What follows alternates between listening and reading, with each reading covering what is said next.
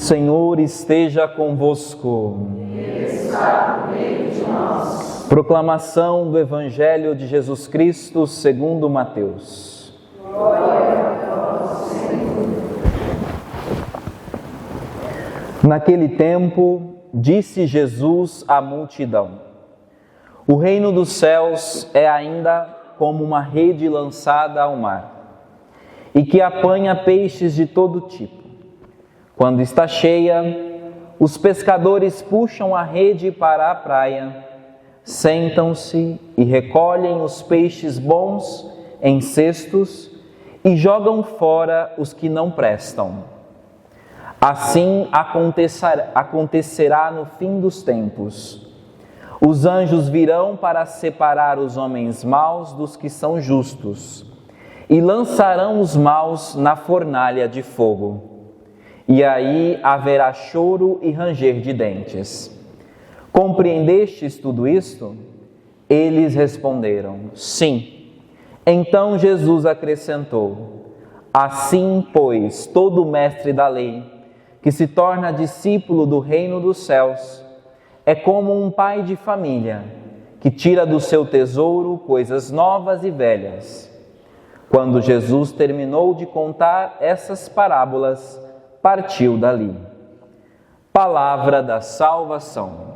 Glória a vós, Senhor.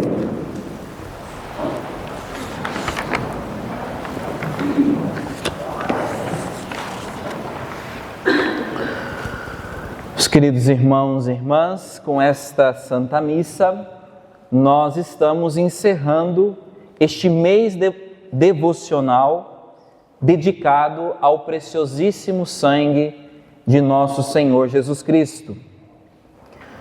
O Papa São João XXIII, ele foi um dos papas responsáveis em promover na história da Igreja esta devoção.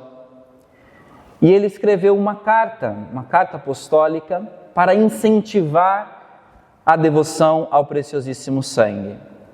E achei interessante que no início da carta, ele diz que ele toma essa decisão porque quando criança, a lembrança que ele tem dos pais é que no mês de julho, os pais rezavam junto com a família a ladainha do preciosíssimo sangue.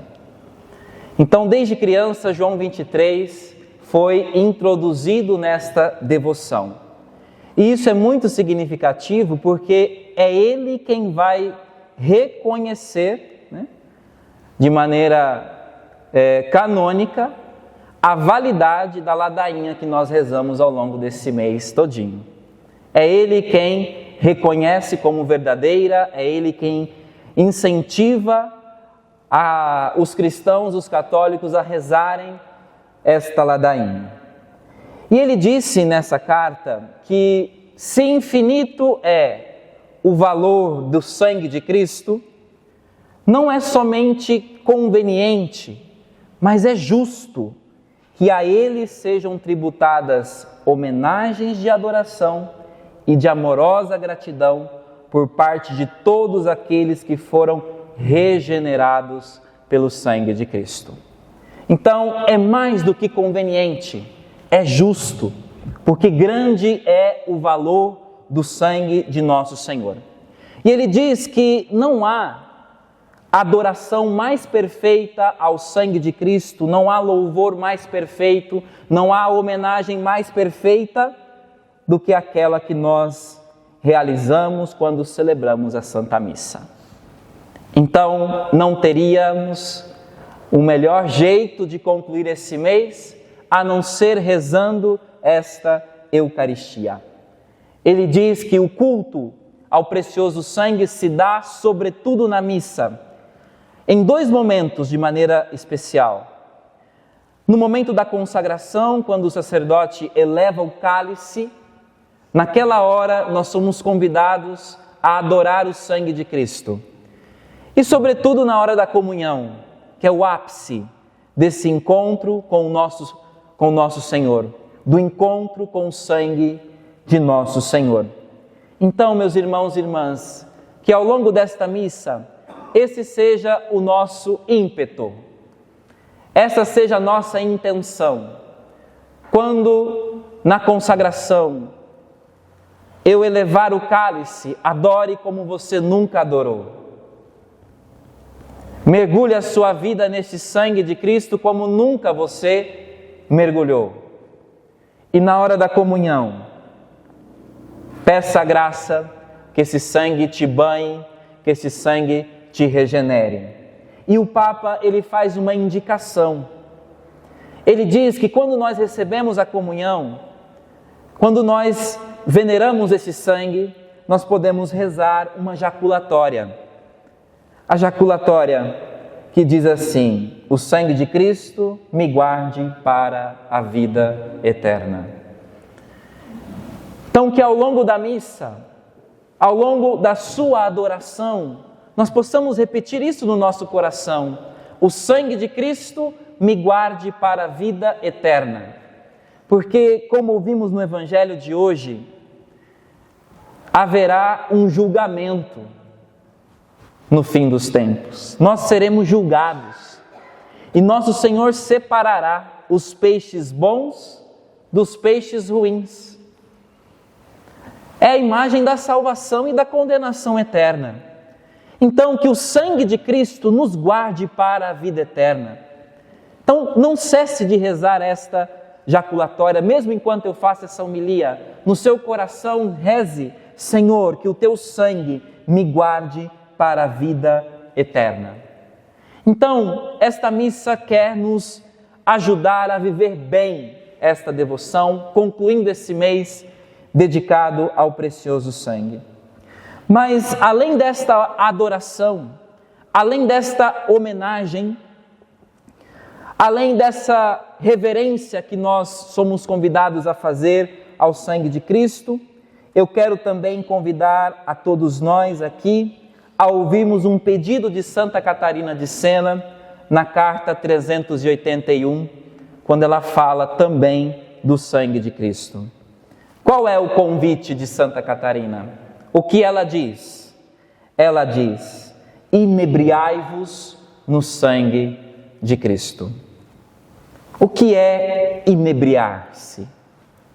É estar embriagado do sangue de Cristo. É encher-se completamente do sangue de Cristo, do seu amor redentor. É encher-se até transbordar.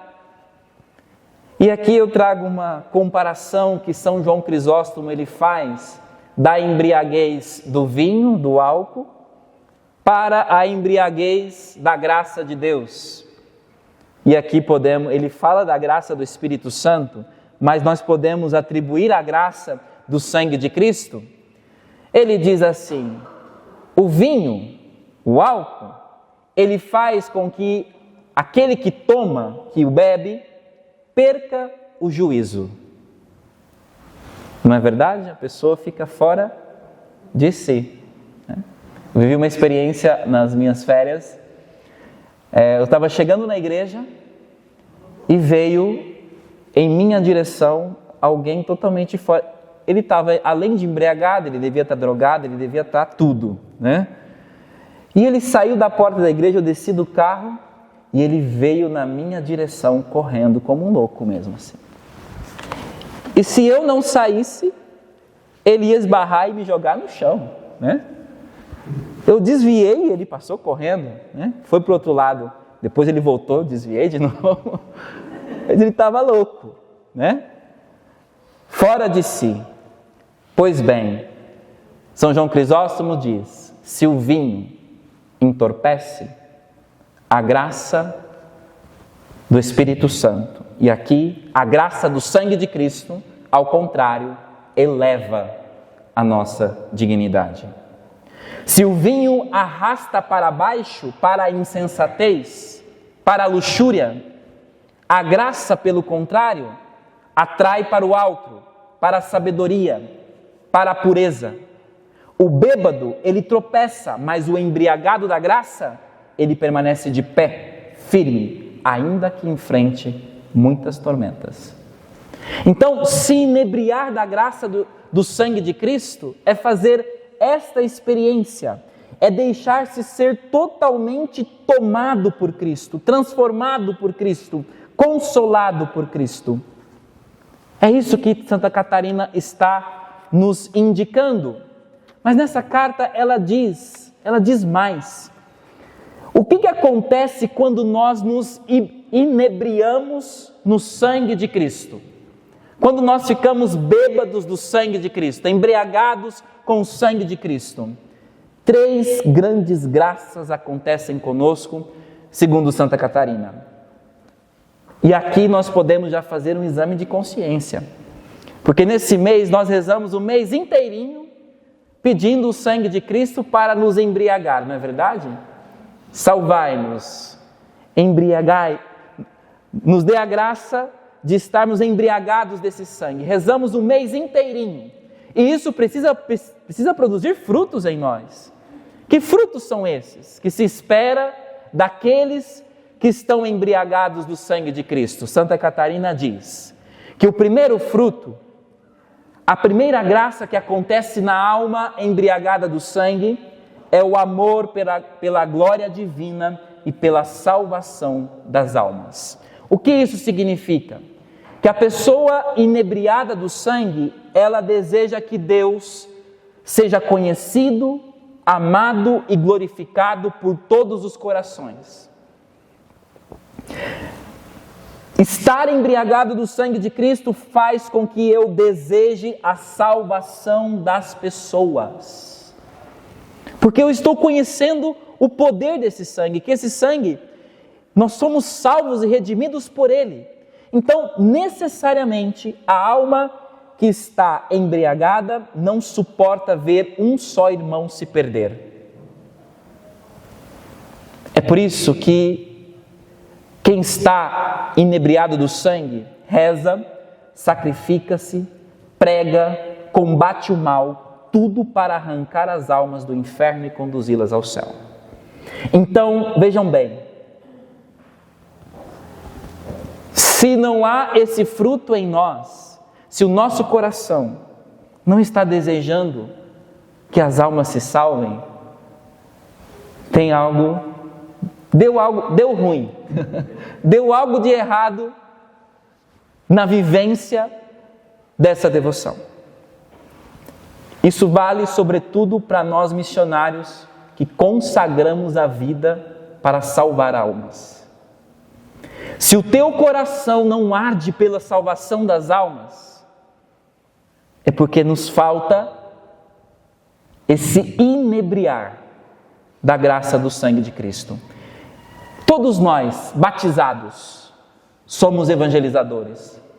Somos chamados a anunciar para os outros, a levar os outros a viver uma experiência do amor de Deus. Então, meus irmãos e irmãs, ainda dá tempo que hoje, ao rezarmos ao sangue de Jesus, o nosso coração seja incendiado com o desejo de evangelizar, com o desejo de salvar as almas, com o desejo de ir em busca dos outros, daqueles que estão perdidos, com o desejo de arregaçar as mangas e fazer sacrifícios, em pregar o Evangelho e não colocar impedimento para anunciar o Evangelho, em sair do nosso comodismo e ir ao encontro das pessoas. Esse é o primeiro efeito daquele que se inebria do sangue de Cristo. Depois, Santa Catarina de Sena, ela diz assim: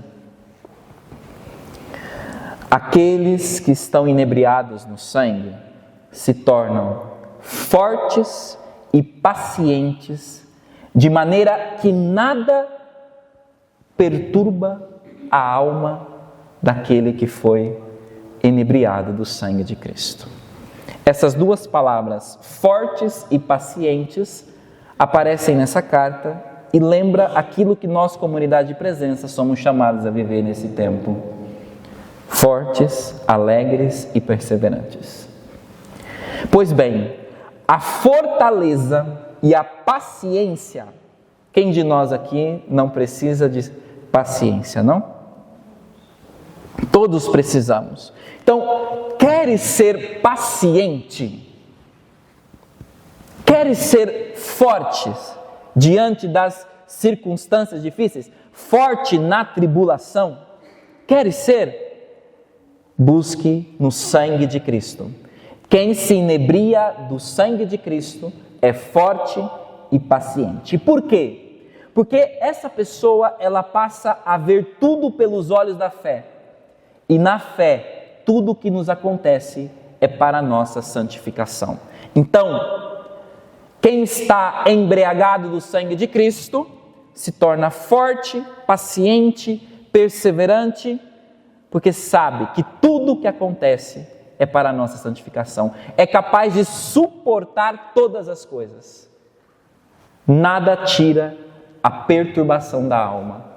Então, quantos de nós estamos perturbados?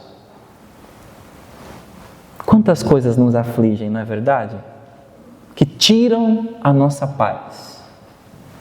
Pois bem, a alma embriagada do sangue de Cristo, nessa alma, nada perturba. Com isso eu quero dizer que o sangue de Cristo, ele é fonte de virtudes. Fonte de virtudes. Sobretudo, da fortaleza e da paciência. E por último, meus irmãos e irmãs, a terceira graça que nós recebemos quando nós nos embriagamos do sangue de Cristo é a capacidade de renúncia a si mesmo. De tal modo que a pessoa não procura mais os seus próprios interesses. Não procura lugares e maneiras pessoais. Nas palavras de Santa Catarina, ela diz assim: não procura lugares e maneiras pessoais, mas segue as maneiras de Deus.